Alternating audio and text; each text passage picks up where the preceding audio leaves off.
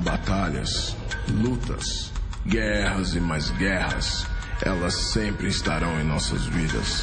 Sejam os conflitos existenciais ou diferenças ideológicas, guerras físicas, guerras espirituais, duelos contra doenças, guerras contra quem destrói o meio ambiente, guerras contra quem pratica o mal, conflitos de interesse, o Armagedon ainda nos aguarda, espada, pólvora, explosões, confrontos e mais confrontos. Em meio a tudo isso, ainda é possível encontrar equilíbrio.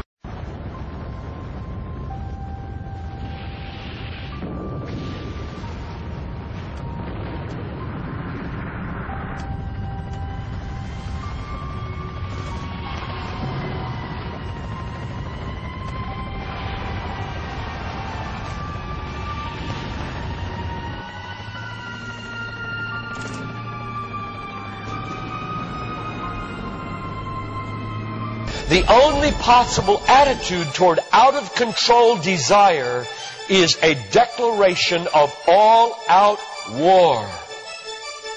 I hear so many Christians murmuring about their imperfections and their failures and their addictions and their shortcomings, and I see so little war. Murmur, murmur, murmur. Why am I this way? Make war! If you wonder how to make war, go to the manual. Don't just bellyache about your failures. Make war. He says, I'm continuing the quote, there is something about war that sharpens the senses. You hear a twig snap or rustling of the leaves and you are in attack mode. Someone coughs and you are ready to pull the trigger. Even after days of little or no sleep, war keeps us vigilant. There is a mean, violent streak to the true Christian life. But now let's very carefully ask, violence against whom? Or what? Not other people. Not other people. Not other people. Not Muslims. Not Hindus. Not Buddhists. Not atheists. Not secularists. Not nominal Christians. Not wives or husband or children or ornery bosses.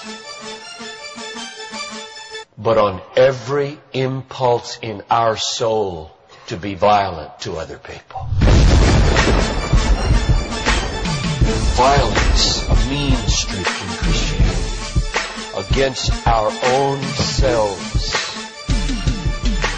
and all in us that would make peace with sin and a settling in peacetime mindset. We make war on that in us. It's a violence against all lust in ourselves. All enslaving desires for food, caffeine, sugar, chocolate, alcohol, pornography, money, the praise of man, approval of others, power, fame. This is our enemy. This is where we make war.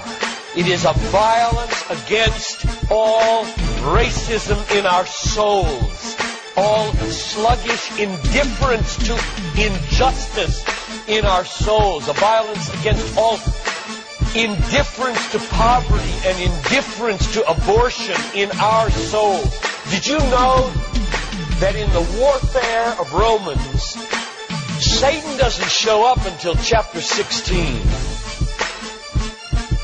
We tend to think of spiritual warfare as this little thing where you find some way to pray or some way to lay hands on or some way to do a Satan thing.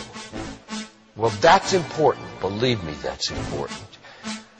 We war not against flesh and blood, but against principalities and powers and world rulers of this present darkness and spiritual hosts of wickedness in the heavenly places. That's important. But you know what? It's not nearly as important as this. Because the only foothold Satan has in your life is your flesh and your sin. Nobody goes to hell because of Satan.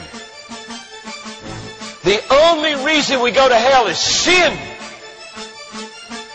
Much more important than fighting Satan is fighting sin.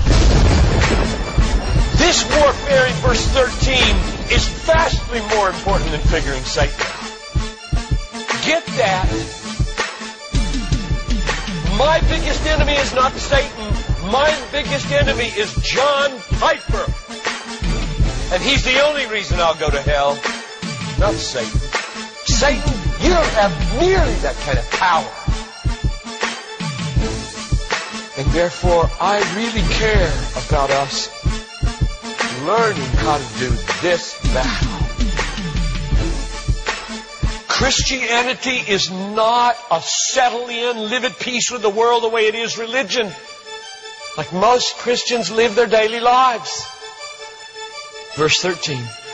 If by the Spirit you kill. There's a mean streak in Christianity, and it's not against anybody else but ourselves. In fact, it's against the meanness of ourselves against other people. If you feel like you're a mean person against others, a harsh person, a critical person, you know your problem? You haven't learned to make war. You haven't learned to be mean. You haven't learned to get violent against your violence, against your meanness, against your critical spirit. And you complain of it, talk about it, but have you made war 24/7 against it?